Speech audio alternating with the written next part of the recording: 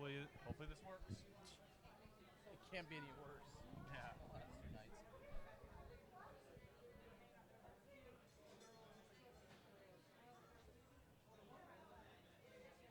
You have it. Is it recording somewhere? Are we live now?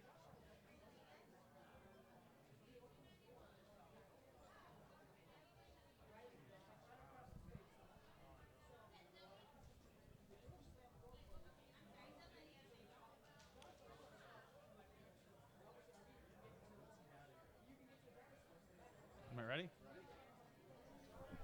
Hello, everyone, and welcome to SmashBoxxTV's podcast. I am Terry Miller, the Disc Golf Guy, joined here in our Dynamic Disc studio with Johnny V. And Johnny, a little bit of chaos here. It is. We're at the Dynamic Disc store, not just the studio. We turned it into a studio. We're at the Dynamic Disc store.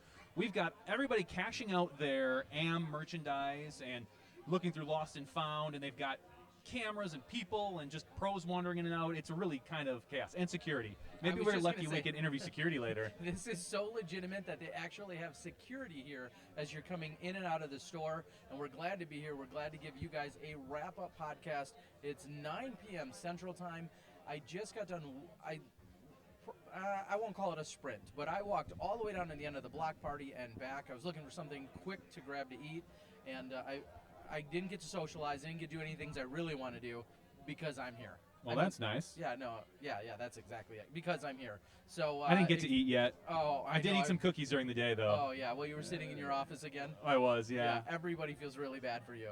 You see the new sunburn that I then acquired today? I never feel sorry for your sunburn because you're too stubborn to put on sunscreen. Well, I normally would. I've actually been really good about sunscreen, but not today. We've had such mild weather the last few days that I didn't sweat the sunscreen. So hopefully, hopefully it'll, I don't know, it'll wear off. Yeah, if we're coming in a little low on volume, there's really not much we can do about it. It's because the mics and the background noise, we kind of got to lower everything. Well, but we actually might be able to... no, I cranked that up. On the sides? Yeah. So it's all right. If it's a little low, we'll deal with it. All right. Better low than none at all. Stuttery, not showing up. We ran into a few technological things. Just batteries dying, maybe on hole 18, things like that. Yeah, we had some issues today. We went ahead and we were using a wireless mic setup, which worked really well for the first 2 days that we were in. It worked really well today, except for due to the holdup, due to a few other things. When we were walking up 18's fairway is when our microphones went completely out. So we ended up having to unplug a few things, plug a few other things back in, and then bring you the commentary with a single microphone for the final 5 or so minutes. Yeah, that was interesting. Timing is everything. We waited for that 45 minutes. If it would have died then, no big deal. 45 minutes later, it just does it. All right, so we have a pretty loose structure here, and I know that may be apparent every night we're live, but there's a pretty loose structure here tonight. Again, lots of chaos going on here in the store. I think that's going to slowly die down, but we're going to try and cycle through as many people and as many pros to have them come in and have a conversation with us as best as we can. So we're glad we're already creeping up on 70 or so people watching at the moment. Go out and share it. Let everyone know that we're live, that things are going on right now, and like I said, we're going to try and just bring in as many people as we can. Well, that's good. Sounds like sound incoming from the mic, but the laptop. It's not. It's coming from here. I'm positive of it this time. We have verified that repeatedly, so it is just a little bit low. All right. We're glad that you guys enjoyed the coverage. Overall, Johnny, if you had to give us a grade, because you've been here for all of them, if you had to grade the overall coverage on your end, I don't want to say the lazy end, but on the part where you're sitting inside an office all weekend, if you had to give the coverage a grade, what would that be? Are we including podcasts? No. Okay, just good. The broadcast coverage. That brings up the curve, I think. Just the broadcast, I say our coverage goes a good solid B to B+. Okay. I think I saw things that needed to be adjusted and changed, and we had some. I think there was a little bit of stuttering issue at times, but other than that, I think we did pretty well. We were very fortunate to have Bobby Brown provide us with a lot of assets, graphics. I think Whole overall, previews. what was that? Whole previews, Whole commercials, previews, all interviews. those types of things. Yeah, I mean he was just knocking it out of the park with that stuff. Well, we'd like to, of course, thank Bobby Brown, Cool Daddy Slick Breeze, half of Disc Golf Answer Man. He's the media guru here at Dynamic Disc, and because of all the pre-work that he had done, that's why we were able to provide you with such a plethora and variety of things that you saw throughout the weekend. We know that sometimes when we cover events, it's based on the amount of things that we can pre-produce, and there's only so much time and there's only so much variety. But Bobby Brown went above and beyond, and he just had this massive array of things that we could pull from. So we're glad that you guys enjoyed those. As we said, we've got the audio levels as high as they can possibly go at the moment. We're going to just simply talk as loudly as we can here. Because there is a lot of background noise, so the more we pull it up, the more background noise you'll get. This way, you'll just get us. We just need to make sure to speak up nice and loud. I see, in fact, Bobby Brown running around. One of the things that he enjoys doing is operating the drone. And with the block party going on, with the awards going on earlier, and just a few minutes ago I saw the putting, some of the Ring of Fire putting happening. He had the drone up in the air trying to get great footage for that. So pretty cool to see. And I think as we're checking in, I feel kind of like we're what is it? Good Morning America. A little where bit. they always have where they always have people. Good thing I don't think we're gonna have anybody video bombing us just yet. I don't until think they figure so. It out. We're on the very far end of the block party. On the other end of the block party is the Granada Theater, where we had the podcast last night. But other than that, there's lots of things to go in between. There's food. There's a lot of vendors that are out there. There's some music going on out there. There's some beverages of sorts, which I could really use right now. Are there tacos out there? There were tacos out there. I know that was a discussion point that came up thanks to Dixon Jowers talking about the nuns that make the tacos. Yeah. I did see them, and I did visit them. I had one. It was good. Okay. Was it raving good? I mean, there were a few different operations out there, and I wouldn't go out of my way to go back. I would probably patronize someone else that's out there. Oh, yeah. I mean, we want to spread the love. But and, I mean, if you're going to, someone like you likes to hit a lot of different places to eat. What are you trying to say? That you enjoy your variety of foods. Something like that. So as we said, we're going to, as the pros cycle in and out of here, we're going to see if we can get some of them to stop in. We know that Cam Todd is, I believe, just across the street. He has set up as a vendor with his Cam Todd Productions. Yeah. So we would love to see if we could get him over here. I know he's working hard with the artwork that he does, so we're going to see if we can get him over here and have him step inside the Smashbox. One thing I'd like to say is, Cam is primarily sponsored by Legacy, and a lot of the players that are sponsored by Legacy have a variety of discs in their bag, and really the go-to disc that we saw him throwing today a ton was the Icon Outlaw. He throws that a ton. He also throws a Star Destroyer, which is coincidentally, many compare the Destroyer to the Outlaw, so that makes sense there. So he threw that a ton. He threw it yesterday as well as throwing it today. He putts with Prowlers, which is Legacy's newest putter. So he putts with a Prowler, and although we didn't see it too much, he also throws a Discraft Z Comet a lot. So and many of you know, he used to be sponsored by Discraft. Yep. He also used to be sponsored by Innova, but so he's got a little bit of a mixed bag going on right now. So some of the people were wondering exactly what he was throwing. I don't know if I remember any other. Oh, and he also threw, I'm not sure if it was an 8, 9, or 10-time rock. It was either an 8 or a 9-time rock. He threw that on a few approach shots out there too. So truly a mixed bag. I don't know. It's not much more variety you can get. I mean, like I said, we're short whammo. Other than that, or maybe a number 1 roller. Or the number 1 hyzer. I bet he could really get those. I bet you could get those to fly. He probably could. Now, tell me, I sat here before we went live for a little bit, talked with Drew Gibson and Paul Macbeth for a bit, and did it kind of feel like to you like this was a battle of who didn't want it less? Those last 3 holes, there were ample opportunity for anybody and everybody up in the top 5 people to take it. We saw Cam go out of bounds when he had a lead, only to watch Macbeth do the exact same thing. We saw Eagle, what looked like a monster crush on 17 after the holdup, and somehow he still managed to pull a 5 out of that. We haven't had a chance to talk to him to find out how he did it, but he crushed it. And it just seemed like everybody was looking to give this away. And finally, Cam stepped up and said, I'm going to win this. Yeah, there was, as you said, ample opportunities for people to put the pedal down or put their foot on their throat, whatever. There's a lot of different sayings there. And I think what the real tell was on hole 16, which is the previous hole 18, or in previous years 18, on that island hole, all 4 of our competitors went out of bounds. And Macbeth really ultimately had the nicest looking shot. However, it seemed to have slipped past the OB. Oh, we're talking about him right now. Yeah, we're talking about your play. We'll have him step in for just a moment. Yeah. All right. Come on in. Oh, yeah, Come here. I'm going to step aside. Make sure to talk nice and loud. Yeah, speak loudly. Paul Macbeth, of course, here joining the show. Fair or not, and of course, we're all a bunch of people just watching from afar, but the comment's been made that it didn't seem like anyone wanted it. There was opportunities to go out and seize the victory, and you're usually Mr. Clutch. And today, a few things slipped by. Hole 16 just trickled OB. Yep.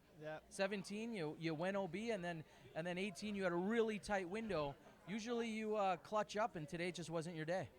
Yeah, I think it's been a few weeks now where I've just had opportunities and just letting them go. But I've had many opportunities today, starting from the beginning, and just didn't capitalize on a lot of them. And it's just, I don't know exactly what it is, but I'm eager to get back out there and practicing and figure out what it was, because on 18, man, you could have drove a semi through that gap that I missed. So it's disappointing. That's the word I would describe my event. The GBO this year for me was disappointing in my play. But yeah. One thing I find very interesting about the GBO, and we'll talk about this with anyone that steps in, this event is really hard not only to repeat at, but we keep seeing new winners almost every year. There's not someone that just comes to this tournament and constantly dominates. Last year, obviously, you were the winner, but this year you couldn't repeat. What do you think about Cam Todd taking it down? I mean, were you even born when Cam Todd was winning his Worlds? Oh, 2001. Yeah, I was like 10 years old. Okay. Yeah, I mean, Cam Todd's not one of the longest throwers out there. He was throwing I don't know what driver he was throwing, but he was smoothing it down the fairway, literally every hole. One of those 2 tie-dye ones, and he was just putting it in the middle and not making mistakes up until the last, 4 holes when, the door was open for literally about like 10 people. So he was able to, just basically par out until the end, and nobody really wanted it. Well, you've set such a high expectation for yourself. You're a perfectionist. You work harder probably than anyone else in our game. What are you thinking when you go back after not being able to pull off a win? Do you dig down deep? Is it physical? Is it mental? Where is it for you that when you want to come back next weekend or the weekend after? I really think it's just practice. I haven't been practicing as hard as I should be or how I was and stuff like that, and it shows in my play a lot. I'm up there competing, but I'm not, shooting those hot rounds, those amazing rounds. It's really just like 10-60 tops, 10-20s bottoms. It's still in there consistently, but I'm not having those 10-60s, 2 out of the 3 rounds or 3 out of the 3 rounds. So I need to get out there and practice a lot more and tighten it up, because I'm making a lot of mistakes. I think I had 3 bogeys in each round at least, and those are unacceptable. But, I'm still getting by and getting second, but it's not what I want. It's not what I want at all. Yeah, and speaking to that, I think unforced error was a term I used once or twice today for a number of the players, and we found you going OB. You were playing, did you feel like you were at all aggressive on a few of those shots where you went OB, or did you know going into it those were the shots you were going to be taking? It was really just like small breaks. Like they were both like 16, 17 were out of bounds by, I would say, less than a foot. 16 just trickled off the island. 17, I don't know how that went out of bounds left. I thought it was, perfect, and then to see the red flag was kind of disappointing, and then I was just trapped up against that, wall of trees. So to think I had, like, with Cam making that mistake, okay, here's my opportunity, and then to go out of bounds right there and then have another opportunity on 18 that I shouldn't have had. Yeah, it's disappointing, and it's really just minimal stuff, like those inbounds, and then I'm winning by 3. It's small things. Well, you were clearly there all the way to the end, and you were fighting for it and so close. But did you ever feel at any point during the round you're like, wow, that was that was really the thing that is going to hold me back, or the thing that's going to get me going? Was there any turning points at all for you? I never thought I was out of the tournament, and then you could see that up until hole 18. Even when I had to throw that one and try to make it, and then I wasn't worried about if I missed the comeback or didn't have a comebacker. I was going for first, and whether I took first or third, like, it really didn't matter. I mean, second or third, it really didn't matter to me. But it was, I would never felt like I was out of it, but I knew I was making mistake after mistake after mistake. Those 2 holes back-to-back out of bounds, I think it was like 8 and 9 or 5 and 6, something like that. Back-to-back bogeys were just, bad disc selection. And it's something as simple as that. Bad disc selection on that, and then just unfortunate bounces on 16 and 17. Should our Smashies be worried? This is back-to-back weekends. You're not winning. Should anybody out there be worried about you? Well, I'm worried about one stroke. I'm just giving you a hard time. But, again, that speaks, though, to your level of excellence. I mean, you've dominated and been so hard to beat, and you're exactly right. You're just a stroke off. Last weekend, you went into a 3-way playoff. Simon Lizotte ended up getting everybody on the first hole. But, like you said, you're just barely off. And we'll see if we can get you back on track. Where are you traveling to next? Actually fly out tomorrow to the Czech Republic. And then it's there and then straight back. Then I get a week off after that. I'll be at Hannah's graduation, so that'll be cool, and her birthday. So that'll be a nice, week off, and just not week off, but practicing, getting it back together, and then off to Santa Cruz in California. So it'll be a lot of traveling the next few months, but I'm going to make it a priority to practice every day and make sure I'm working on it, because those mistakes aren't fun. I enjoyed playing in the rain because everyone was going to have mistakes yesterday. I enjoyed that. I actually had fun. That's probably the most fun round I played all year. And I don't know and you why. made a huge jump in doing it, so Yeah. that says something. Yeah, so I just need to go back to having fun and getting out there and practicing. And today was an eye-opener, not being able to just clutch up on that last shot just automatically. So now I need to get out there and work on it. And I'm really eager, like I said, to get out there. And it'll be a day or two, but I'll probably try to get out and play tomorrow before my flight. And, again, you and Nate Sexton are flying out. What are you expecting overseas? I have no clue, actually. I haven't even looked into it. I just heard that it's going to be a long course. So as far as the course and tournament, I have no expectations, but I'm ready to meet a lot of new people, new fans, new players, all that good stuff, because I don't think I've met many people from the Czech Republic. Okay, well, this is certainly going to have to be considered a preview to the Pro Worlds, which are taking place right here in Emporia. We'll be back here in, I believe it's August, so we're looking at just 3.5 months or so. Anything that that you're going to take away from this Pro Worlds preview? Yeah, I mean, I finally got to look at Country Club. I didn't get a chance to look at it. 3 out of the 4 of us on the lead card didn't even get to see it up until today, because it was closed down because of all the rain and stuff like that. So I will be out here early working on it, finding all the ins, outs, making sure I know what disc I'm going to throw on every hole, because today, I mean, you probably saw I was up there with 2 or 3 discs on every tee pad, not knowing what I was going to throw. And it's kind of hard to, focus on that, trying to decide what shot I'm going to throw, and then within that 30 seconds, throw it. So I'll be ready, and I'm excited to play Jones East and, kind of get some redemption on that without the rain, and then, of course, Country Club. All right. Well, that's Paul McBeth. I think I heard a shout out there to Hannah. Hi, Hannah. Hope all is well. Congrats on all the hard work you've been doing to get to where you are. We love seeing it. Any parting shots? Anything you need to say to everyone? Because we may not be in contact for a few weeks now. Yeah, just congrats, Cam. It's good to see him back up there. I missed the awards, I guess. I didn't know they were going to start them before everyone was done playing. So sorry about missing that. Thank my sponsors, Innova Champion Disc, Adidas Outdoor for keeping me dry. I like this new jacket, and then Purist Labs. But I'll be back. I'll be back for sure. He'll be back. We know he's hungry. We know he doesn't take second place too well. However, he was very gracious in his defeat today. That was Paul McBeth, of course, our 4-time world champion.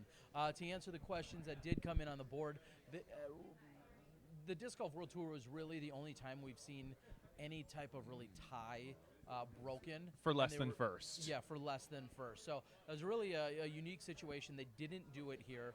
I don't want to speak too much for Paul, but he very much has the mentality of if he doesn't finish first, he kind of doesn't care. So if there were trophies and other things, Talking those to may not have been a concern. the funny to thing him. is, talking to Drew Gibson, I mentioned that exact same thing. It's like, well, Paul was running at stuff at the end to try to get first, and if it doesn't take first, he doesn't really care. And Drew kind of looked at me and said, "That's the way we all are." And I said, "I don't know about that. I mean, some of these guys, they're grinding it out, and the difference between 7th and 3rd might be a big deal." And here for trophies, I noticed. Do you know how they broke the ties? Final round. In some situations, every tournament's a little bit different Yep. how they can or will do it. I guess at this event specifically, they've said they give it to the hottest final round, or they Yeah. go back according to rounds. Yep. And there's a lot of different ways you can do it. And again, not to belittle any of Paul's efforts in any way, but he's got plenty of trophies. Yeah. He's going to get plenty more. And even his first place ones, he's probably really selective about as to where they are and where they get placed. In fact, Paul, real quick, did you get a trophy? Yeah. Okay, if you don't want it, I'll take it. Darn it. All right, I'm gonna go. You're gonna have to arm wrestle Rusko. I know. All right, so I'm gonna see if I can beat up Jeremy Rusko of DD to see if I can. Can get you my wait hands on till the he? trophy. Can you wait till he signs our check first? Oh, that's a good idea. That's a great idea. Now I did take the opportunity when Paul was sitting here to walk across the street and talk with Cam Todd and told him and asked him if he would come over here. He's very busy right now selling lots of paintings and signing discs. As he should be. As he should be. So I asked him, I said, if you get a second, just wander across the street right to where the big bright light is and sit down and talk with us about your win. And he said he gave me the okay, I'll try. So He's gotten too big for us here I at know SmashBox. he's blowing just up like and that. You just win one that's all it world takes. title 15 years ago, and you get too big for us. Oh, jeez. That was, So. in fact, one of the funny things that I know I mentioned right away when I talked to him. Cam Todd, of course, 2001 Worlds winner. Yep. That Worlds ending was a little haphazard, I guess, is the most polite way to say that. Well, the awards and stuff, At yeah. the awards, and they actually were handed out sometime around midnight. Yep. Midnight or 1 a.m. in 2001. And there were no more than 15 of us, maybe 20. And I remember, because I am a little bit of a historian, I remember sitting in a park bench just waiting. I had no reason to be there other than to watch our champion crown. Historian is a nice way to say old. Well, that's true. I am a little bit old.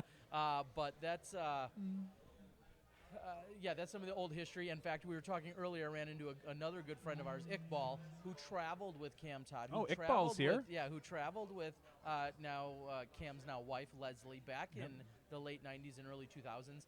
And Cam Todd and his whole crew actually slept in my apartment floor back in the early 2000s, along with Jay and Des Redding.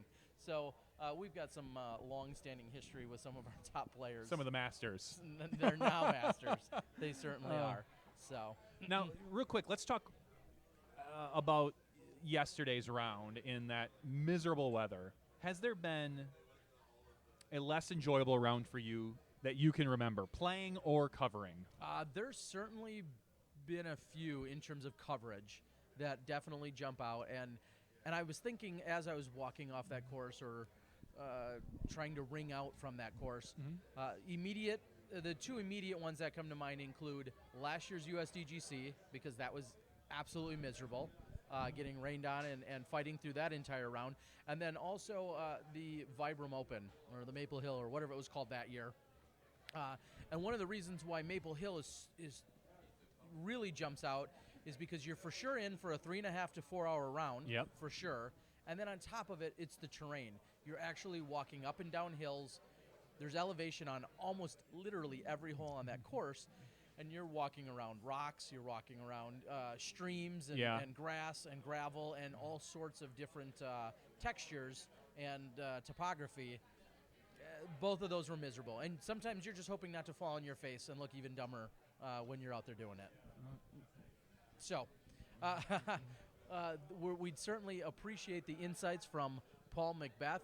Johnny, have you seen anyone else that's lingering around that we should be talking about? I did see a Drew Gibson. He's right over there. Oh, I see a Drew Gibson and a Doug Bjerkes, and I would love to have either of them step in and see if we can get them to come over here and have a conversation with us. That sounds great. Hold on one. Drew, Doug, one of you two. All right, we're gonna get Doug Bjerkes over here. Doug is the new events coordinator for Dynamic Disc. You want to? We're gonna. if you wouldn't mind. No, you can. It doesn't You can matter. walk in front of it. All right. Doug's cut in front of the camera there. So Doug was really thrown into the fire this weekend because there were a lot of changes and a lot of things, and we're going to let him talk about that. Here you go, Doug. Make sure to speak nice and loud into the mic. Hey, buddy. How are you doing? We're doing really well. It's a great microphone. Yeah, we've been working with that. Yeah, you're officially taking over some duties of Dixon Jowers. How does that feel? Those are some small shoes to fill. No, sorry, Dixon. Well, we're glad you're here. For everyone out there, this is Doug Bierkes. And Yep. Doug, you moved to Emporia. Your daughter now goes to school here, Yep. and you've moved here from Colorado. And now here you are as an event coordinator and doing so many things within the DD family. What's this first glass blown experience been like? Well, you've been here living and working here. Well, I tell you what, it's been a lot of work, but it's rewarding work. I run that women's event, and that's I kind of look at that now as like a tag match compared to the Glass Blown Open with 6 pools and 6 courses, and we did so many things to prepare for this, and I think the most frustrating thing for me was the weather was such a factor, and it's you just kind of you have to roll with the punches and make some tough decisions, and we spent a lot of late nights and early mornings trying to figure out what we do with some of the weather situations we had, and that's just part of it, and I think we've all learned from it, and that was certainly, I think, the biggest stressor for me, for sure. Yeah, and Kevin James out on the board said he wonders if you got any new gray hairs over this week. Yeah, a lot of them. So, like you said, there's so many players here. That's almost a catch-22. When you have this many players, there's your options become a little bit more limited. When you Yep. have a rain delay, when you have to postpone a round, when you have to Yep. do some of those things, you know people say, well, just throw them on this course or do that. Well, Yep. there's other people there, Yep. and you guys, like you said, had to make a couple of really tough decisions. But hopefully everybody was here and they enjoyed their overall experience. yeah, and we certainly did. It's tough too when you're doing tee times because you really have to have the players all play the same course. And when weather does come in and it changes a course, and a course, maybe a hole becomes unplayable, it's really hard to go back and resume a round where someone's going to play a different hole than maybe the Sure. folks that were 2 cards in front of them. So Simply not fair. it's not fair, and in a way, all the solutions are not fair. But you got to go with the best thing, and I think we considered player safety, and I think at the end of the day, the best decisions were made. It breaks my heart that we had 2 divisions that could only play 2 rounds, and if I had any power over the weather, number one, I probably wouldn't be a event coordinator at Dynamic Discs. I'd be doing something a little different. But everyone would have played 3 rounds. But we did the best we could, and I think it worked out. Well, I had just asked Paul Macbeth, who, of course, could not quite repeat as champion due to Cam Todd's excellent play. But I asked him and said, this is a little bit of a precursor. This is a warm-up to the World Championships we're going to see in just a few months. What's your role going to be moving into the World Championships? Well, very similar. I think that there'll be less. The Glass Blown Open it's an event. It's disc golf, and then there are a ton of things that also are included with the event. And while we'll still have some great things going on with the Professional World Disc Golf Championships, it will be smaller.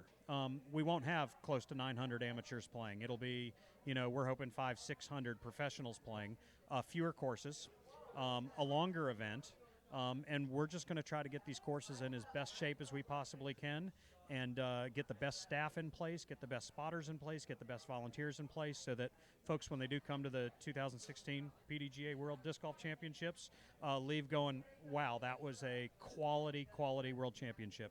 Well, I've talked about it just incessantly all week long about how warm and welcoming. You said the exact same thing earlier in the week, that Emporia embraces all of us.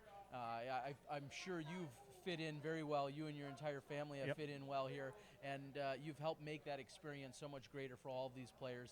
And I want to thank you for everything you're doing. Keep at it. Yeah, well, thank you guys for covering the event, and it was exciting, all the media we had, and I've shared this with a couple people, but ValueNet Fiber here in town to actually on a local cable channel.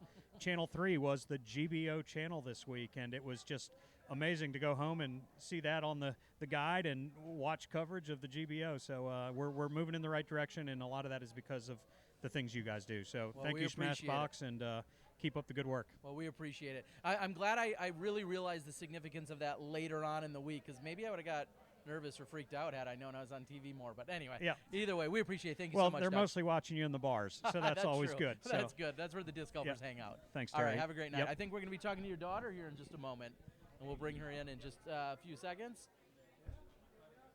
And while she gets in place, I do have something that's pretty exciting. Mr. Macbeth just stopped by here a moment ago, and it's not quite the glass ball or the glass blown, but step inside here. But while you do that, I'd like to show off my brand new glass blown open trophy. Look at that. Thank you, Paul Macbeth. That was a solid performance on my part. I'll take it. All right, Paige, grab that mic. Yes. Paige Bjerkes has joined us again. We just had your dad here a moment ago. Good. And you're a celebrity on so many levels. I think you were featured in a few commercials this week. Yes. And you were playing and competing in the pro women's division and going Yes. to college and working at DD. Yes. What don't you do? Shoot well during the third round of a national tour, I guess. Okay, well, we'll let that one slide. You're going to enjoy the block party. Oh, yeah. The block party is the best part of Glass Blown. You know, it's all awesome, but this is the best part. I think everyone just being together and celebrating, you know, people winning, even if we shot bad. It's just a nice time to spend time with everybody who traveled far away to come and enjoy this event. So, for sure. Earlier, I heard Katrina Allen, who had ended up winning, crushing the division. She did very Congratulations well. to her, She yes. said that I believe she said she had the pleasure of playing with you every round this weekend. What happened in the women's division in general? Kind of break it down for us. After the first round, it was all pretty tight. I think a couple of strokes on the top card after the first round, but I think that second round, you know, when it was pretty windy and cold, it didn't quite rain for the FPO, but Kat just killed it. She shot, I think, a couple under par, or maybe six. Like 5 or 6 under. Yeah, it was awesome to watch her play at East. You know, as a competitor, it's kind of hard to see your, you know, competition do well, but at the same time, you know, she's such an inspiration to watch, and she just slayed it. She made all her putts. She played really safe, and it was awesome to watch. So after that second round, it was kind of set in stone that she was going to win this event, but, I mean, it was really fun to watch her. Going into the third round, she had a 9-stroke lead, I believe. Yes, so I think it was 9, yes. it was close between Paige, Des, and I, and even the second card. But, you know, it all came down to this third round. And the first maybe 9 holes, we were all pretty close. We were consistently parring, maybe a couple bogeys here and there. But it was that second 9 when, you know, everything really happened. And it is what it is. But congratulations to Kat. She did really well. And Paige, you know, I played with Paige 2 of the 3 rounds, and she had a lot of bad luck.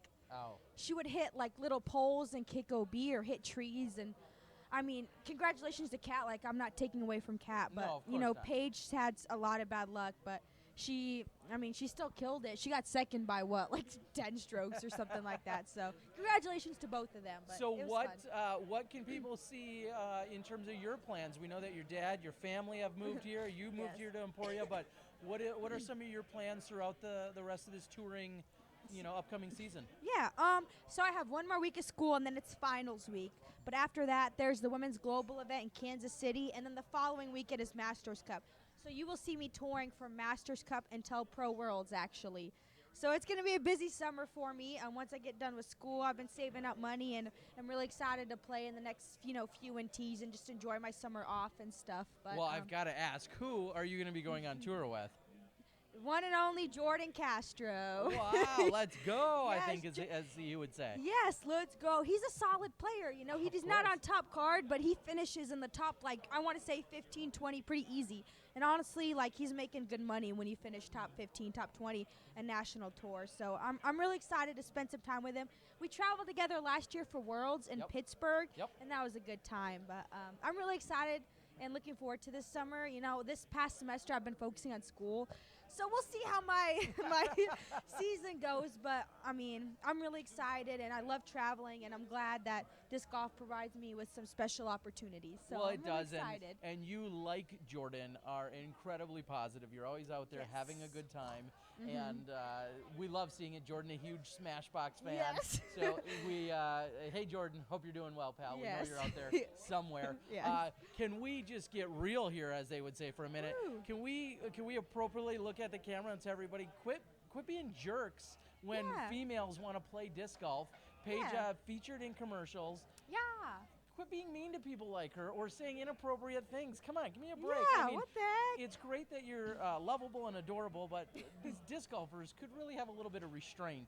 I know. Anything you need to say to them in, We're your, just- in your politest way? We're just trying to grow the sport, you know. We're trying to promote disc golf in, you know, a positive way, and these commercials are for fun, you know. It's Bobby being creative, and it's just a fun thing to do. So haters gonna hate, but we don't want you to hate no more, please.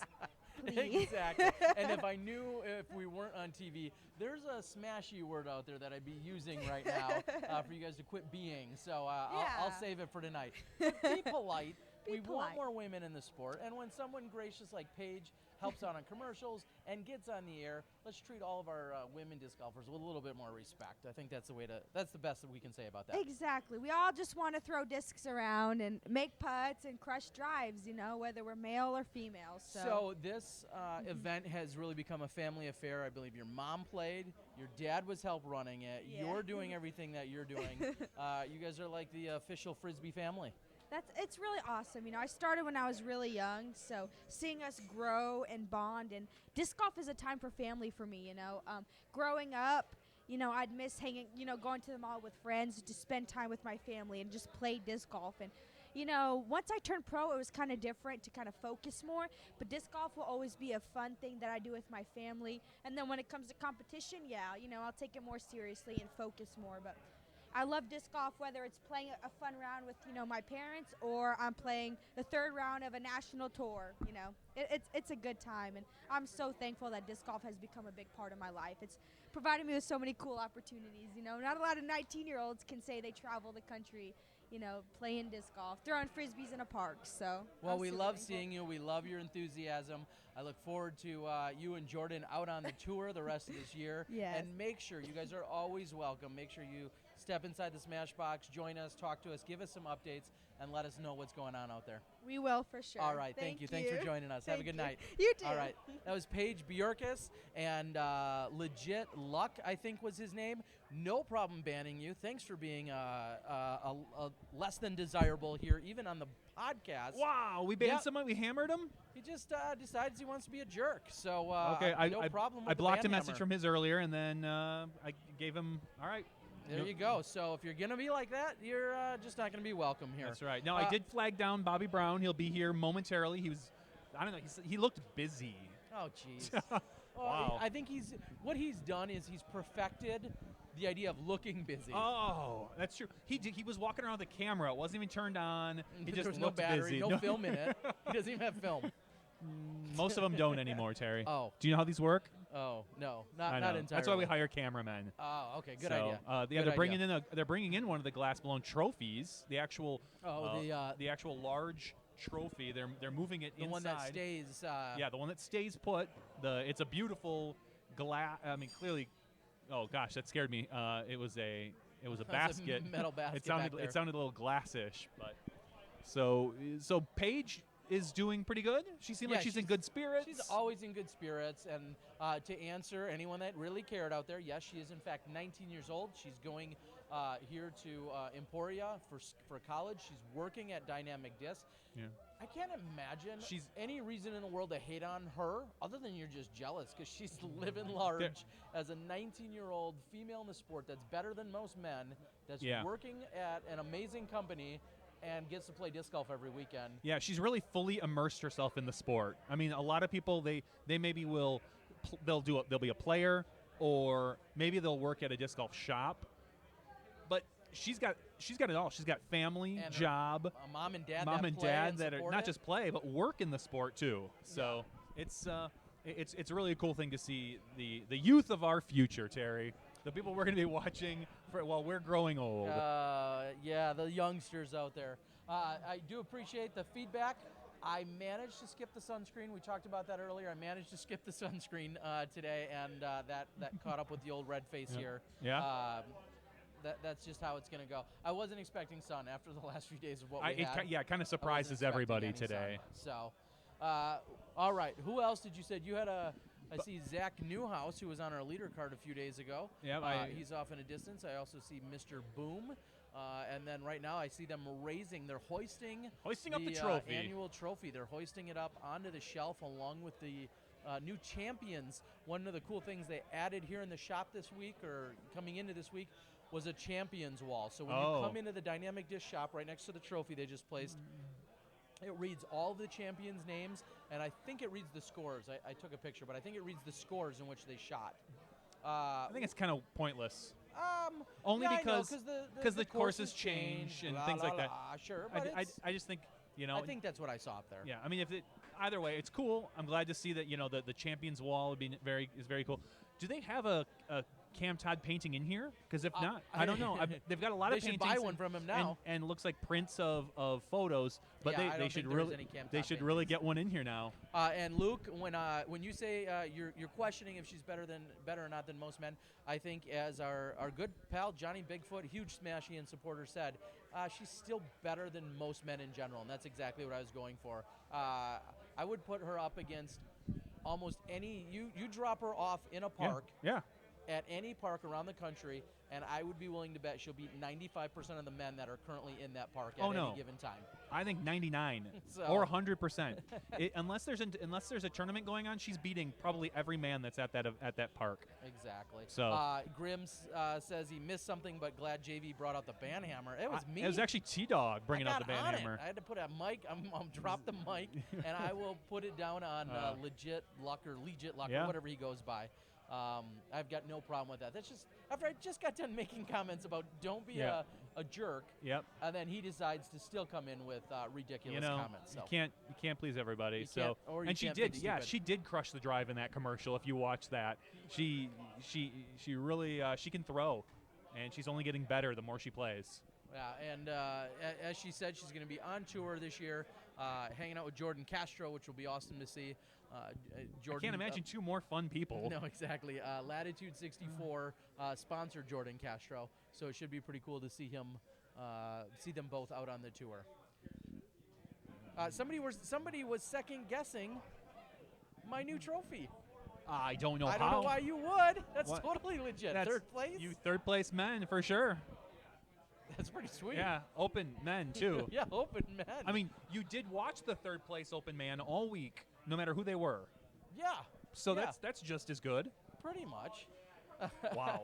Anyway, all right. Like I said, we're taking a look, a gander off to the sides. We're just trying to see who else is around and available. If you guys are down here at the block party and you're someone that would normally step into the Smashbox, we'd love to have you come over and join us. You guys are welcome to do so. We got a solid crowd of people out there. Didn't Paige Pierce mentor her? Paige Pierce has certainly traveled with her, befriended her, and has helped her out along the way. I don't know if mentor is quite the exact word or not. But legit luck. I don't even need to go into it. You were saying inappropriate things. That's why I ban you. And if you do it again, we'll ban you again. That's how we roll. It's really not. Bobby should be around in a couple seconds here, I believe, and we'll talk to him about his role in this entire family and company and event, for that matter. Yeah, there you go. That's a good way to get yourself banned. Oh. Is there a default, and maybe this is a little housekeeping, but is there a default as to when you ban, do you know, does it do it for a certain period of time? No, it bans them. The whole name indefinitely, the entire podcast? What does it do? It's when I ban somebody, they're banned forever. So that was a different name he logged in as, so. Wow. Okay. Well, we'll see. Now somebody's talking about. Yeah, there's a young kid in a Cubs jersey or Cubs hat and jacket walking back and forth. They're kind of just pacing. Not gonna lie, I love that as the Cubbies are. That's right. doing their thing. I did see that they are putting on the putting competition very shortly outside. I was hoping to be able to bring you some of that today, but I don't believe that's going to be a possibility. What worked really well is when on the bonfire you went out to the back. Hey, that did. Our cameraman somehow got to town. It actually worked out very well, except for the fact that we had assets playing underneath of it. Oh, okay. So we couldn't really make that happen. And this is a slightly different setup, so I can't go remote today. Okay, well that's not going to happen. Some of the other exciting things, I guess my first question would be is how is it that we have triple digits, nearly 150 people on a Saturday night at home watching us? I'm hoping that all 150 people are just getting back from whatever tournament they're in the middle of playing or just got done playing. They're going to sit down and relax, wherever they're at home, get a good stretch on, watch the podcast, get some good insight from some of our top pros. And I asked Nico if he wanted to be on. He didn't seem too keen on it. I think he's more interested in having a little fun. He said he wanted to make it more of a relaxed night, not think so much about golf. One of the most fun situations I remember is Nico at this event last year. During the block party, there's a DJ out there playing, and Nico was getting down. He was. I remember that. He was seeing. Busting a groove, as the kids don't say. Not anymore. So what I will do, since we're here giving you some Glass Blown Open stats and updates, is I'm going to quickly read through what we found here in the finishing standings. We had, of course, Cam Todd win the event, shooting 21 under par. Ricky Wysocki and Paul McBeth at 20 under. Okay. Devin Owens with one of the more solid rounds. Him and Eagle McMahon both shooting 7 under to get into that tie for what would be 4th place. Then it looks like a tie for 6th place with Simon Lizotte, Matt Oram, and Philo Brathwaite. And behind them by just a few strokes was Paul Ulibarri, Zachariah Johnson, Zach Melton, and Eric McCabe. Did you talk at all about that final putt Ricky put in? That was a nice way to jump up from a 3rd to tie for 2nd. To I did not. To make we didn't Paul, talk about that specific putt. To make Paul have to split those winnings. And as we know, Paul's not concerned about winnings, and neither is Ricky at this point. But that was almost as enjoyable as yesterday's watching Cam in the rain, just walk up, throw it in from 60 feet, subtly walk up and get away. Some of these guys are good, Jerry. I don't know if you knew that. Yeah, they're good. And speaking of good, what that's gotten them is Cam Todd did, in fact, walk away with $5,000. Ricky Wysocki and Paul McBeth with the tie. They're both walking away with $2,500. And then Eagle and Devin each getting $1,625. Lizotte, Oram, and Philo all with $1,300. So not a bad weekend. And then all the next guys at $950. So not a bad weekend for our top finishers. If Dana was here, and he's probably at home where he should be, he would be giving out a big hug to usually the first non-cash. Okay. And it looks like there's 4 or 5 hugs we would have to give out here in the open division. It's a big group hug. It's a group hug. Oh my gosh, there was an 11-way tie for the last cashing spots. So the first people to miss it. Excuse me. That wasn't intentional. No, you were laughing at him. No, I was not. The first people to miss it, Jared Pearson, John Collins, Chris Warfield, Reed McConnell, and Michael Hall. So, and then Billy Engel, famous, of course, for his Sports Center top 10 shot last year for his ace over at Jones.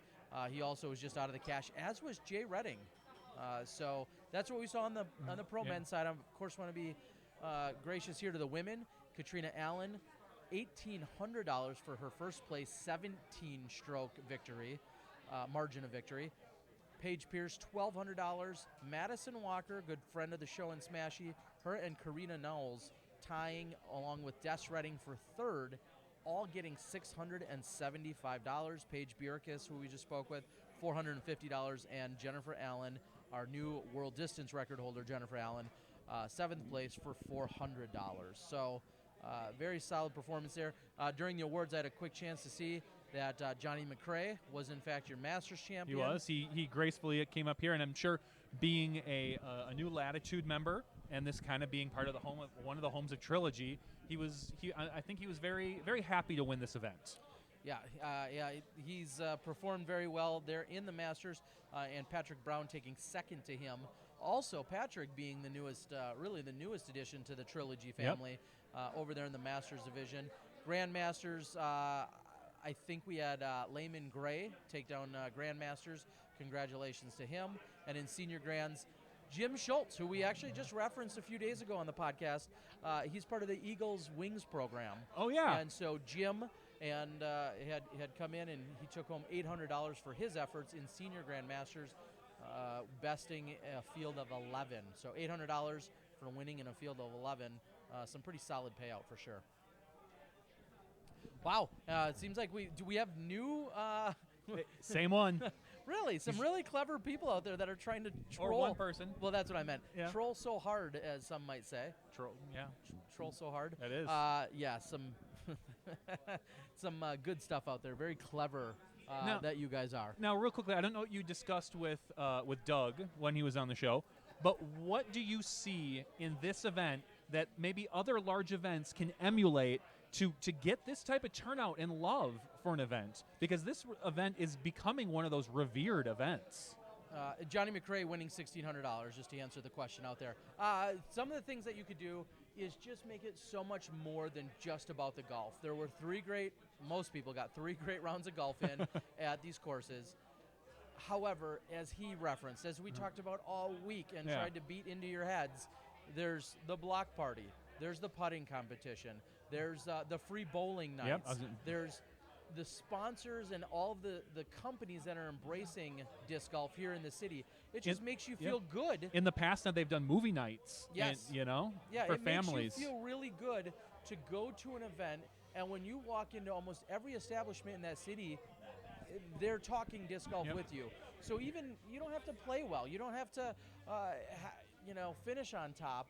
But all of those other things make this what they keep saying is the GBO experience. And if I was wearing a hat like I frequently do, I'd say hats off to them. That's Jeremy Rusko, and I know he would immediately turn and say, well, it's not just him. It's the staff, it's the people, it's all of the employees, it's the people at the warehouse, the distribution center, all of the tremendous sponsors, and just this city of Emporia that completely gets behind consumes it. Exactly. Yeah, there's not. It's kind of funny driving up and down some of the main streets. You see welcome disc golfers on a lot of signs. Everything from the Granada Theater, where we are welcome and have been, to like the local oil change place that just says welcome disc golfers, because they know we travel a lot. You're gonna maybe get your oil change in town, and these people just all understand. They understand that this brings heads and beds, dollars to their city, and economic impact. Yeah, it's a huge economic impact for a city of 24,000 people. Well, and to also clarify for a few of you out there, Cam Todd won the 2001 Worlds in Minnesota. That was held in the Twin Cities. He's actually a Georgia native and someone from down there. He now lives in, I believe, Indian Trails, North Carolina is what he considered his home base up until the last few years, where he's been traveling around. His amazing wife, Leslie, has some Alabama roots. So that's where they're from. Somebody had mentioned out there saying that he was a Minnesota legend. He won in Minnesota. Yep. He is 42 years old. He took down the 2001 Pro Worlds, the hottest possible worlds maybe of all time. However, he is actually from the South originally. And Cam took a few years off to pursue a pro dream golf. of pro golf. He was a phenomenal athlete. I know he had baseball background, and at one point he took off from disc golf, and he was interested in the pro golf circuit and tour. So just walking into the Dynamic Disc store is one of our favorite gentlemen. If he can stay healthy, you might want to wear. Keep him over there. We're going to bring on one Simon Lizotte. Simon, make sure to speak nice and loud into the mic. And welcoming to the show, stepping inside the Smash Box, we have Simon Lizotte. Is that live? Say hi. That is pretty much live. Okay. How you doing today? Hi. Speak up nice and loud for everyone. I'm doing good. I shot a hot round today. Feeling better. How hot was it? Better than any other player today. Shot 55, 8 down. I went OB and bogey free. So in that wind conditions, it was solid. I felt pretty good about it. All right. Now, there's been so much talk this week about your actual wellness, your health, and your well-being. Set the record straight right here and now, because there's lots of rumors. I probably said a few things wrong on a broadcast once or 10 times. Set the record straight. What's been going on with you this week? So, 2 weeks ago, I had to pull out of a tournament, the Texas State Championships, because of strep throat. And because for me, it's a hassle to go to the doctors in the U.S. because of insurance stuff and obvious reasons. So I avoided going to the doctor and just asked friends for some antibiotics, which is obviously a pretty dumb idea. And so I ended up taking some Mexican pills, which made it better for a bit, and then it got worse. And then I went to the doctors eventually in Dallas, and she gave me some different antibiotics. I took them 3 times a day for a whole week, and it just never got better. So I ran out of antibiotics yesterday during the round and was like, this is not getting better, so I have to get more, and the only way to get more is to get a new prescription. So I had to go to the hospital if I want to get better in the next couple of weeks, and I have to because I don't have any off time. So I got lucky that we had the weather delay, plus like a 4-card backup, and I had time to go to the hospital, and got a new prescription, got new drugs, and feeling pretty good right now, and it's already getting better. And I don't know where all the rumors about food poisoning and stuff came from. Well, what happens is it's just like any other rumor mill. Somebody says something about where you went or what was happening, and then by the time it trickles to the 4th or 5th or 10th person, next thing you know, me and Dixon are just making stuff up on the air. Mm-hmm. There was rumor that you withdrew from the tournament. I know I was told that, so I repeated it. But then there was rumor that you made it back, during that backup. How crazy is it that you were able to leave in the middle of a tournament round and then come back? That's would definitely you a say that helped first. you? It's definitely a first for me to go to a hospital during a round and not missing any hole. Maybe the rumor happened that I DNF'd is because I told Miles, who was on my card, Miles Seaborn, that if I don't make it back in time, I'm pulling out. So that was probably the message that I got really lucky that there was nothing going on in the emergency room because we're in Emporia, I guess. A little bit smaller community. Right. So it went all pretty quick. Got back in time. And yeah, all good. Crazy. It was crazy. All right. We had Paul Macbeth in here a little while ago. He talked about traveling now overseas. Right. You're pretty much in that same boat. Are you going to be traveling together or similar schedules, or what's your plan? We tried to plan it so we are traveling together, just to make it easier on everyone in the Czech Republic to pick us up. I'm leaving tomorrow at noon, and I have a completely different flight than Paul and Nate have, but we're leaving almost at the same time. They're leaving 2 hours after me, and we're getting there like within 30 minutes at the same time. So completely different flights, different route, but we're getting there at the same time and leaving pretty much the same time. So 2 questions. One would be, how many hours will you be, in planes tomorrow? And then 2, what does Simon Lizotte do with his time in such long plane rides? Watch movies and sleep. Obviously, flying is, for me, one of my favorite times during the year. It's like during the tour season, it's the only time I get to sit down, watch a movie, and just don't worry about anything really besides I might die. No, I'm not scared of flying. I actually really enjoy it. And going overseas, back and forth, you're going to be touring quite a bit this year. Where will people run into you in other places? Surprisingly, I'm going to stay in Europe for the next 3 months. A lot of people are asking about Masters Cup, St. Jude, of course, Beaver States Fling, all tournaments I would really enjoy playing.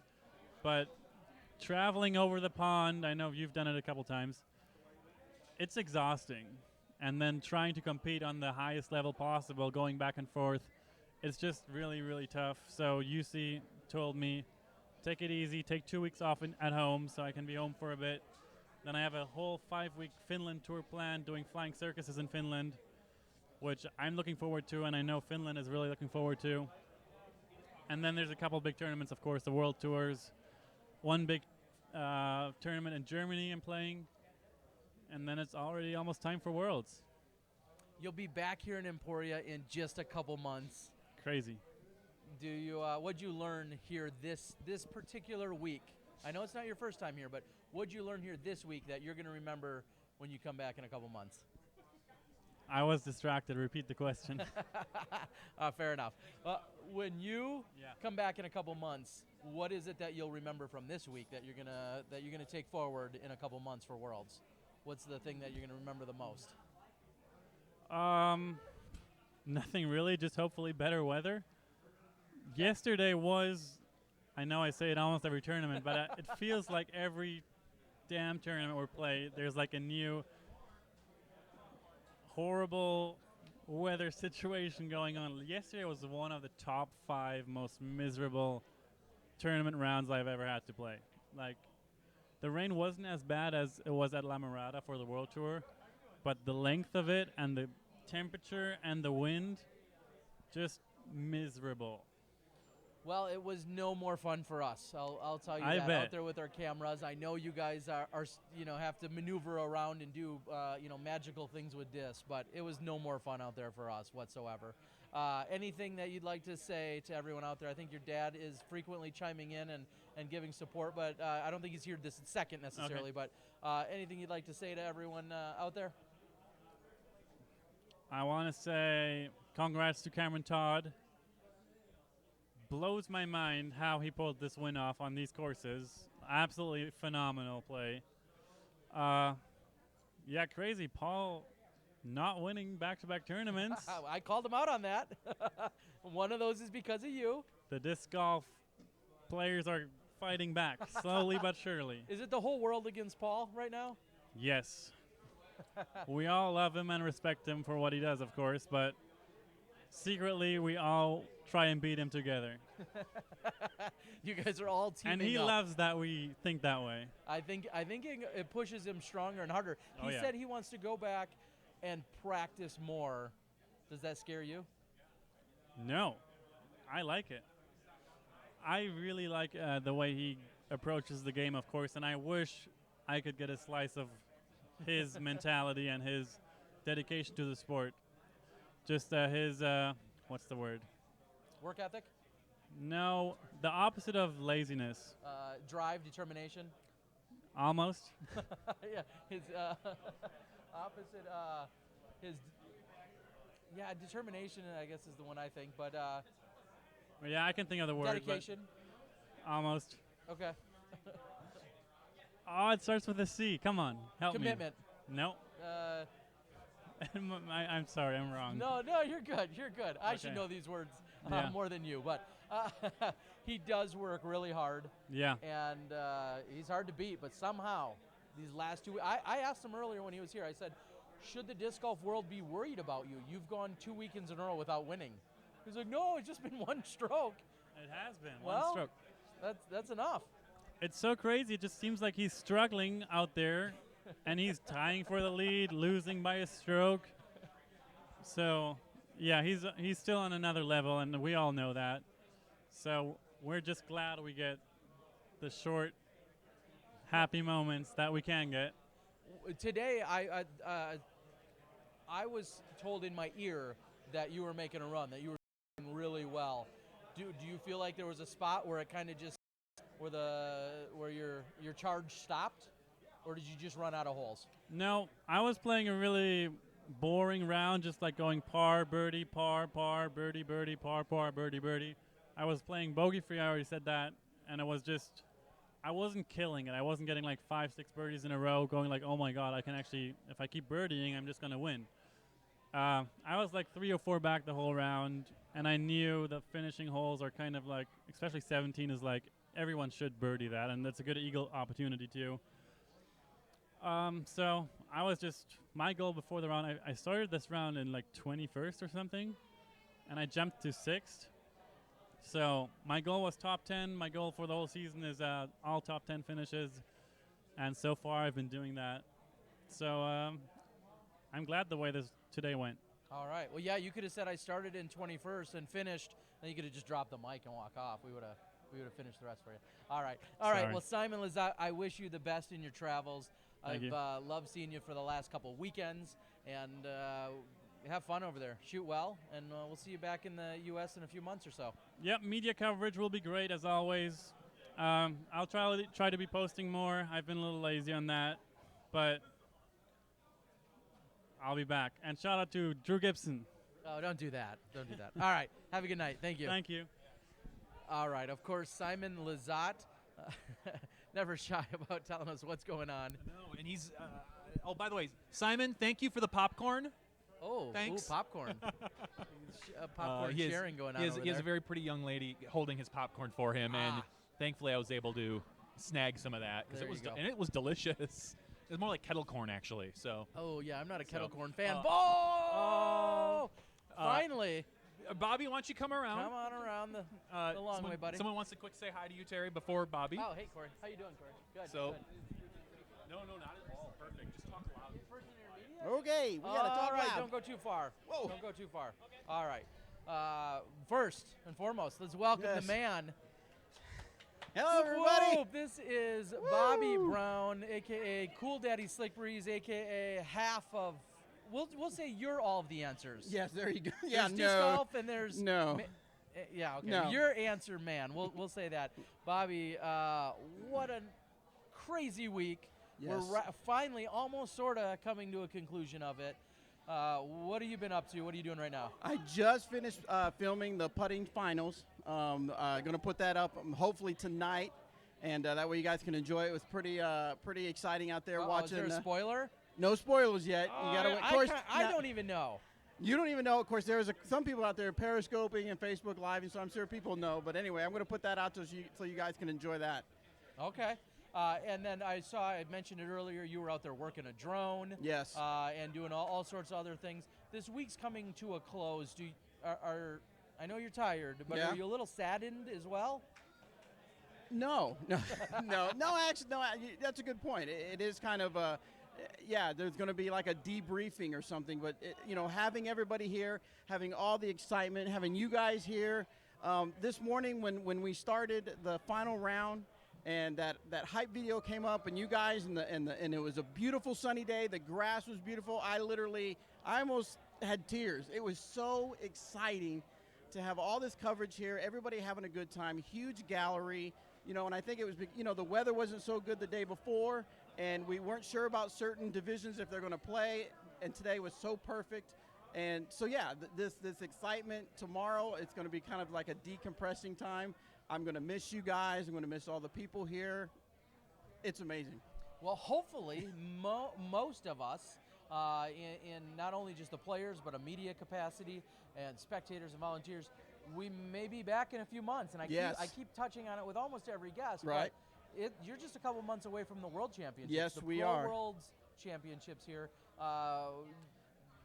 How do you feel about that, just being a few months away? I'm excited you're about it. dialed in right now. Yeah, the nice thing is that a lot of the preparation is kind of done. The course, a lot of the coursework is done. Of course, we're going to have to kind of fix some of the stuff from the rain. But great tee signs were Yes, just put great. in. The great tee new signs were baskets put, just great put new in. baskets were put in. So, and a lot of the PDGA is going to have probably a little bit bigger role in this. So, it's going to feel.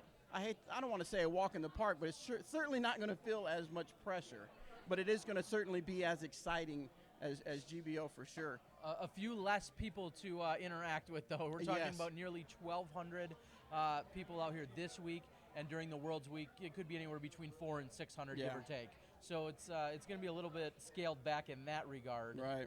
But you're going to have a lot of pros here. Oh, absolutely. It's going tough to to be keep fun. pros happy. We all know that. Yes. I mean, let's be real. Yes. Oh, yeah. We got to keep it real.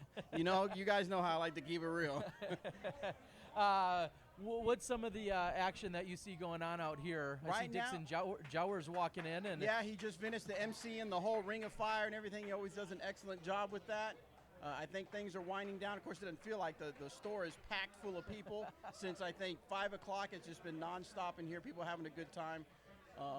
People having a good time out here. We've got taco trucks. We've got barbecue trucks. We got kettle corn. Got my couple bags of kettle corn waiting for tonight.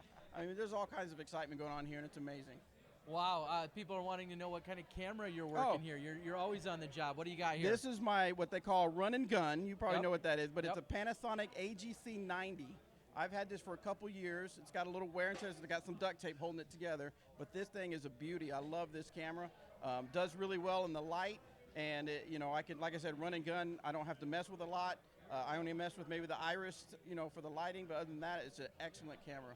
All right, now I have to ask, and you be as brutally honest as you need to be. Sure. What was some of the feedback you heard from the SmashBoxx perspective in terms of our live broadcasting for the week? Any feedback, good or bad? Well, I tell you what, me being the media person, I'm looking at this stuff with a what am I going to say? I look at the stuff with a fine-tooth comb, because the way I look at it is, as people are watching, they're watching, in a sense, me, because, trying to put all this together. And you know what? I am elated at the feedback. People were talking about the game and not the technicalities that I've seen in the past. The learning curves, and things like that. People were involved with what was happening on the course, which is exactly what I want to see. I think it's amazing. And, hats off to everybody, to Joe Myth Production, to Central Disc Golf, to the disc guy, Stuart Mullenberg. All these guys out here doing amazing. You guys with the live broadcast, we've built a relationship. You guys helped us out last year. Now you're doing the main card. Hopefully you'll be back for Worlds. I think it's an amazing, exciting time, and I say hats off to you guys. You guys made it so easy to think, I don't have to worry about live. I can go do my pictures. I can go do other things, because I know that live is taken care of.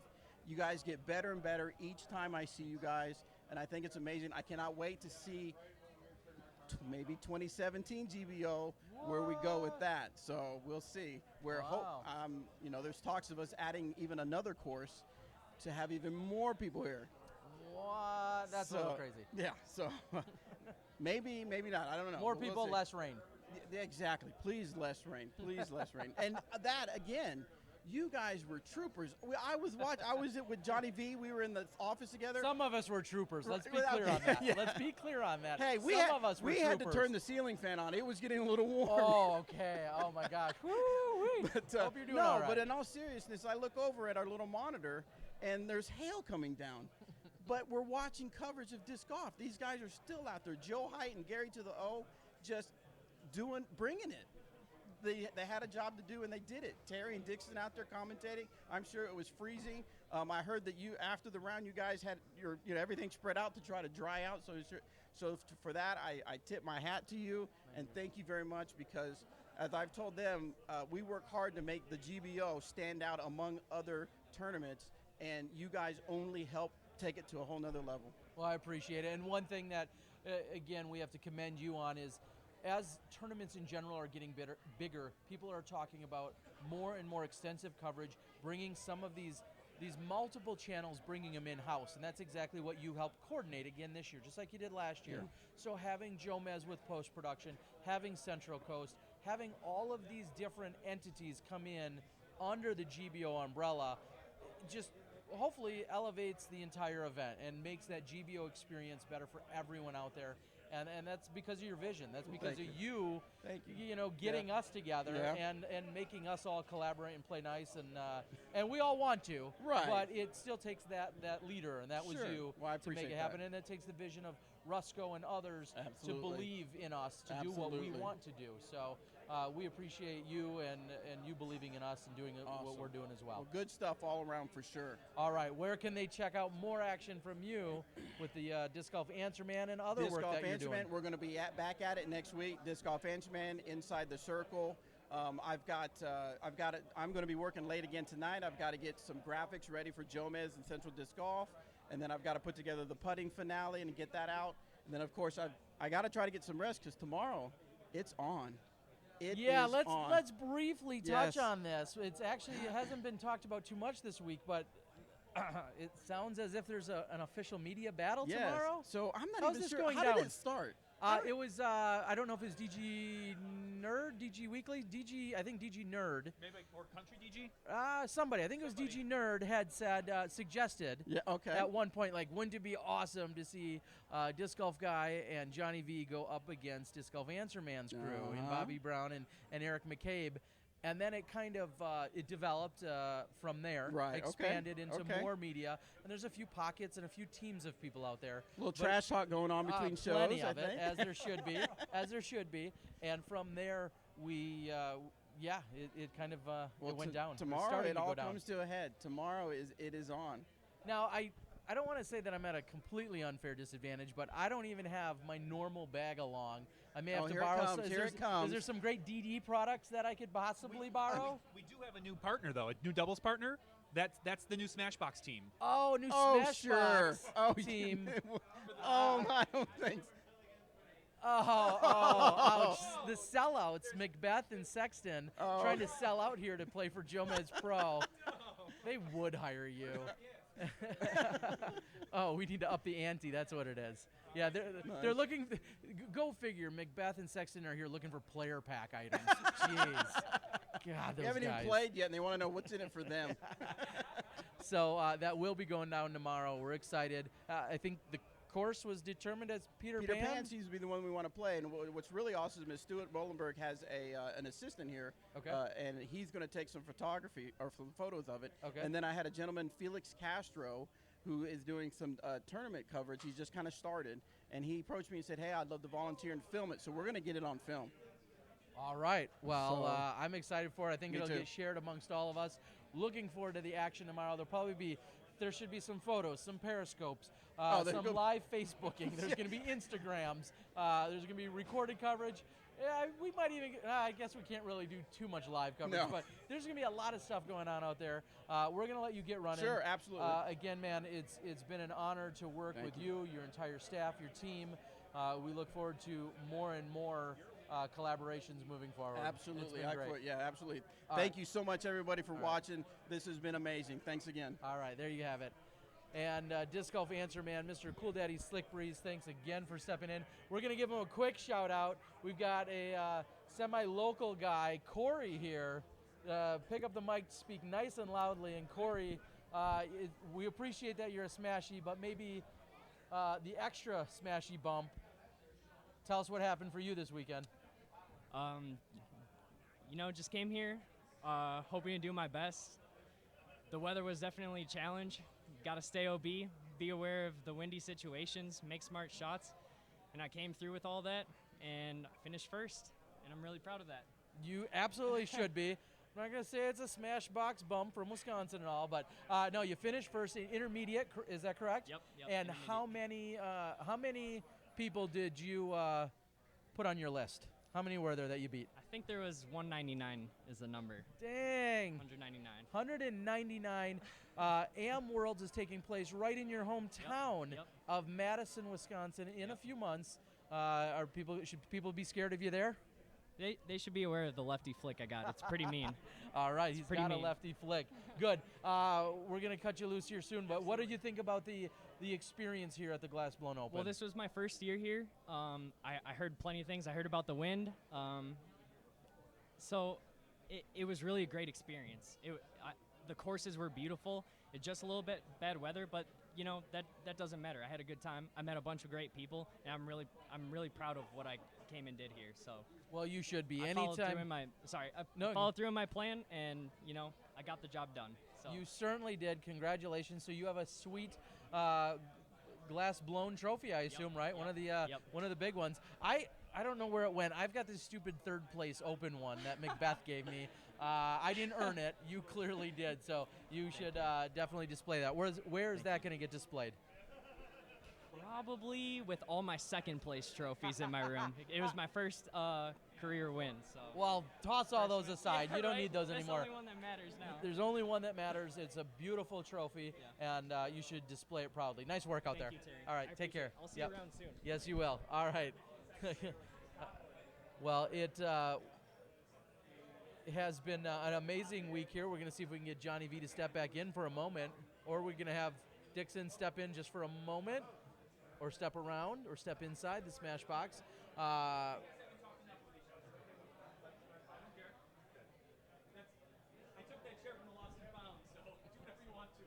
Oh, man. All right, and you've seen him here on camera with us the entire week.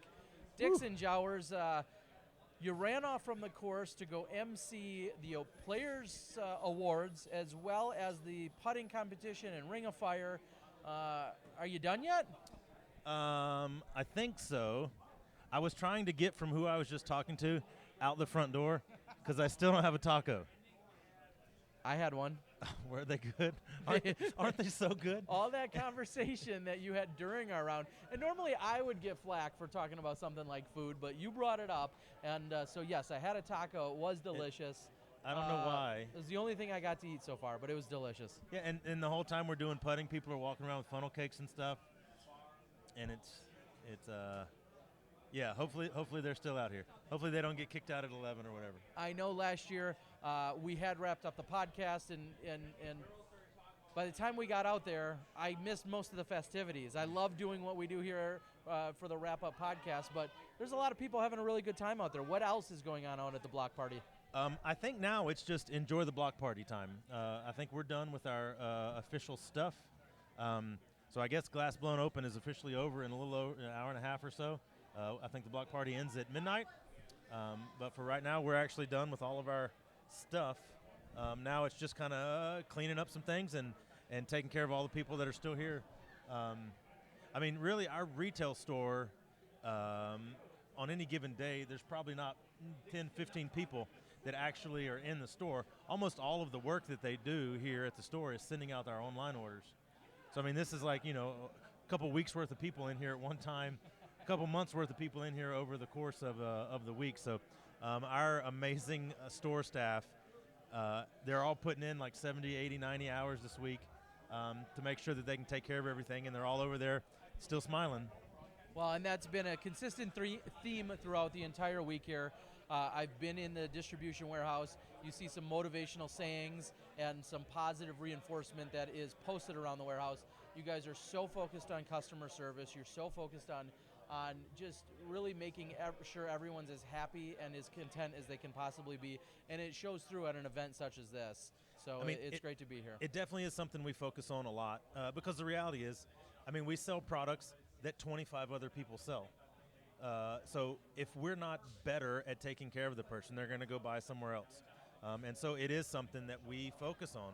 I mean, all the way down to the guy that's putting the Frisbees on the shelf just to make sure that all the weights are together, because some other person is going to pull that order, some other person is going to pack that order, some other person is going to ship that order. And so if that first guy doesn't get it right, then the customer ends up getting the wrong product, and that's no good. So we really do talk about it all the time, is we're going to be different and we're going to be better because we're going to focus on the customer even from the very beginning. Well, you guys have done an excellent job of it. I've enjoyed my time last year as well as here. We can get down to one important fact or question out there that was saved. Joe Downs needs to know if you saved the bug from yesterday that you managed to hack back up. I did not. After I showed it to you to prove that I wasn't being a drama queen, I flicked it to oblivion and got rid of it. I actually haven't gone back to listen to that yet. I'm kind of curious as to does it sound as bad as it did in my head. So knowing that you've done a number of different commentary, had a number of different commentary gigs, you and I have never really worked together before. We hear you, of course, doing stuff, with Dynamic Disc, and then you know that we do a separate podcast. But this week was a little different experience. Any takeaways from it that you can share? I mean, I like the fact that we talked for 10 minutes. 20 minutes before the first round to kind of get on the same page. I like the fact that you guys have been at this for long enough. You're professional. You know what you're doing. I know what I'm doing. We can just kind of show up and do it together, and it works. A few years ago, this would have been a total mess, trying to just kind of throw something together like that all of a sudden. So I like that you guys have been working hard. I mean, 3 or 4 years ago, it seemed like there was a bunch of people out there doing just kind of crappy work. And you guys have really risen to the top. It takes a lot of money, a lot of time, a lot of effort to do what you're doing, and for you guys to kind of push through that wall of startup costs and all that sort of stuff and learning how to do everything. I mean, there was all sorts of problems behind the scenes. However, they didn't notice a lot of that watching because you guys have been through all of those problems. You know how to solve it. So just being able to work with people that know what they're doing it's nice. You know, it's nice to be able to do that. Thank you, and that's I think one of Johnny V's biggest mottos is there's going to be problems, there's going to be issues, but we do better at hiding them or moving them or shifting them. So hopefully they're as negligible as possible for people to be able to see them out there. I mean, there was some audio problems. A couple of different times your song references got through. I was really hoping Johnny was on the kill switch a little faster. I'm telling you, today, a few of them, Johnny tells me a few people today were actually asking for more of them. The request line was open for me, and I didn't really jump on them. Okay. Kind of like our players, I didn't take full advantage of the doors or the windows of opportunity that were open for me. People voted for Sanjay. That doesn't mean that it was a good thing. Okay, I guess that's a fair enough reference. Is it funny to think that you and I of similar age, close? I don't know. How old are you? Well, I'm 37. You're old. Anyway, is it funny to think that even some of our references, some of the players we know, some of the stories we have in disc golf can sometimes even be lost on this younger generation? Isn't that kind of scary? Yeah, they're a bunch of children. I mean, here's maybe we could pay attention to the comments for just a second. If I refer to Uncle Jesse, who do you think of? I mean, there is a definitive. No. See, you and I, there's a definitive age gap. Yeah, you're not thinking who I'm thinking of. Uncle Jesse. Yes. You're killing me here, Smalls. I feel. Well, there's a Sandlot reference. Uncle Jesse from Dukes of Hazzard. Okay. Again, that was a tad before my time. Right. That was Friday nights. We watched Dukes of Hazzard, and then me and my brother got put to bed, and my mom watched Dallas and Knots Landing or Falcon Crest or something like that. One of those. But I was so in. See, look, Joe Downs, Hazard. There you go. That's fine. Somebody else said Kevin James, Full House. Dukes of Hazzard. See, that's fine. I like the old folks here who go. know what I'm talking about. I mean, there is a definitive age gap that happens here in disc golf. So I can't throw as far as these guys. I like to think that, well, I'm just smarter. I've seen more disc golf than they have. So hopefully that works. Well, it's been a great week. As you said, the collaboration has been fun. The fact that Dynamic Disc last year took a chance at having us come in and, at the time, provide additional coverage of the second card when they had gone with a different group for the leader card, and then to have us back here this year doing the leader card. And as Bobby said, hopefully we're going to have a presence at Worlds. We would love to make that happen if all the cards and all the stars align, I should say. It's just been a great week, though. There's no reason for competition on the media side of disc golf right now. We need more people covering more things. I mean, it's not a bad thing if there's 6 different first-round coverages that show up. That's not a bad thing. Certainly. So, I mean, it's to the point where we should have Jomez and Central Coast and Disc Eye and SmashBoxx all doing stuff together because it just makes sense. We need that sort of stuff. We need more publicity. There's going to be people that know about SmashBoxx that don't know about Jomez, and vice versa. So the more ways that we can reach out, the better. All right. Well, I think I hear some Genuine in the background, and that's a whole other song reference I don't want to get into. Thank you for the amazing week. I got to shake your hand on that. Thank you for an amazing week.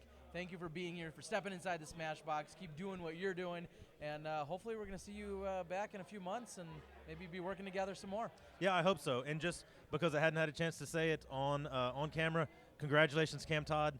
That was an incredible performance to watch. I loved watching him manage the course. And do it so well and really kind of show up the young guns, the guys that are known for bombing and hitting these putts all over the place. They couldn't best him. And he totally walked away with it and totally earned it. Who's older, you or Cam Todd? Cam Todd. By this is my first Masters year. I'm 39. I thought I heard you say that earlier. Okay. I'll be 40 in October. All right. Thanks again for joining us, and we'll be talking again soon. All right. All right. Have a good night.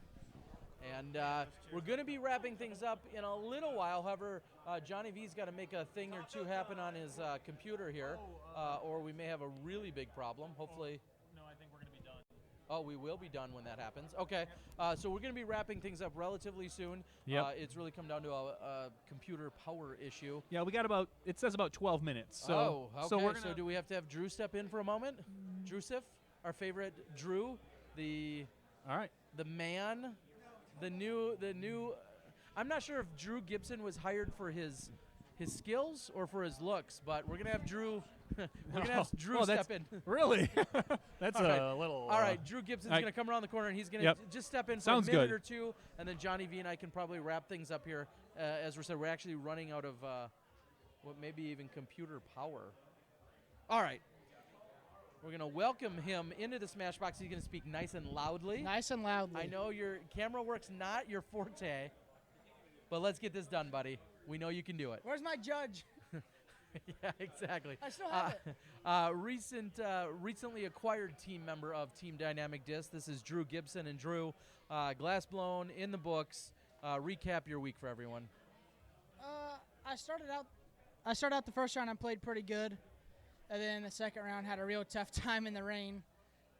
Didn't play bad. I just never had a scoring opportunity. Every time I got close to the basket, it was for par, and I made it. And then I finished with a 6, which put me 1 over par. So I didn't play bad. I just never scored. Okay. It was one of those very bland rounds where you don't do anything good, you don't do anything bad. It just kind of, you finish the round and you're like, well, that was boring. That's Now, you were 3 years old, roughly, when Cam Todd won his world title. 3 or 4, maybe, whatever it was. little. You were a littler, Drew. What is that like? You got schooled by a 42-year-old today, or this week, I should say. A very good one. Yeah, I was but gonna I say- mean, talk about what's that like? Cam Todd getting it done. I was going to say there's a difference between like 42 and like Johnny McRae, Patrick Brown, and Cam Todd. True. There's a different league there of those Masters players that consistently play right there top 10 in the Open Division. And Cam Todd being a world champion obviously gives him a little better mental, gives him he knows what winning's like. Back in the day, the guy used to win All the just time. as much as anyone, right? Yep. I he mean, did. I was 4 years old, so I don't know. No, I used to play against him Yeah. in my glory days, and Yeah. I was still never touching his scores Yeah, on and- any given And weekend. I would say that, it's like riding a bike golf almost. Once he gets that feeling back and practices up, there is no doubt in my mind that Cam would do good. Cam and I have been pretty good friends since he came back on tour. And, we play golf together in my hometown. We're pretty good buddies. So to see him win is pretty special. And, yes, he did. He gave me a little beat down. Well, okay, that's a polite way to put it. Where are you going to be heading to next? Kansas City wide open. KC wide open Yeah. in just a few days. What are you looking forward to most over there? Because have you played there quite a bit or not really? This will be my second year, I'm pretty sure. So it's wide open golf, which I like. It kind of plays to my Your forte. strong suit. Yeah. But other than that, I just look forward to playing more competitive events with my new discs. This was the first time I played in the wind with these discs. I haven't played in the wind with these. Okay. California, it's not like this. So playing out there was like a whole learning experience with my discs. Okay. Well, that's part of being on the road this year and doing all the great things Yeah. that you guys are doing with DD. You and J Ray, is that going to be back in the RV? Is that the plan? I won't be in the RV for Kansas City. I'll be back in the RV at St. Jude. Okay. So we'll have like 3 weeks off and then back in the RV. All right. Well, I look forward to seeing you. We'll see you in Kansas City in a few days. Oh, you'll I'm be going there? to fly home for a few days.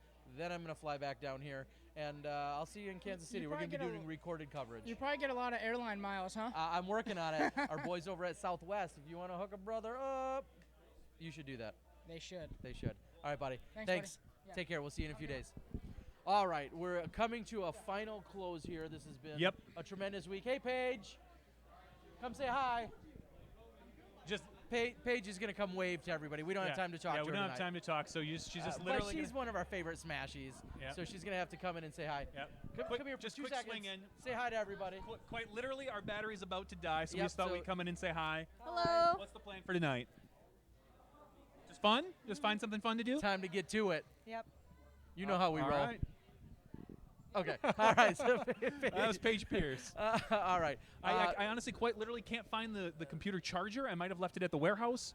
So we are almost out of battery here. Well, but So now sounds like a great time to close things out. It's been a tremendous week here. We're going to be back on Tuesday night probably, unless something crazy happens on my end. We'll be back on Tuesday night. Yep. We'll have another podcast. We'll see who we can catch up with at that point. We'll be in Milwaukee. And as I mentioned before, I'll be back down in Kansas City a few days after that.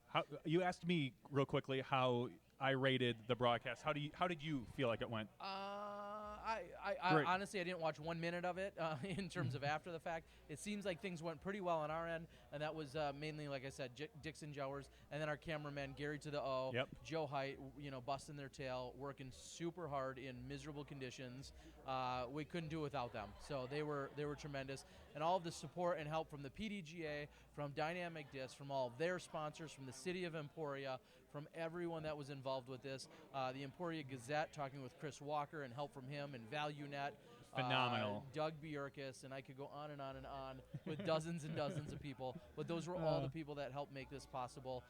And as I said, the PDGA too. So I think we can close things out. You got anything else to say? I don't. I just want to say thank you to everybody out there that supported us, that helped us. Thanks to Dynamic Disc, of course, for all their support throughout the last couple years. All right. I echo those feelings.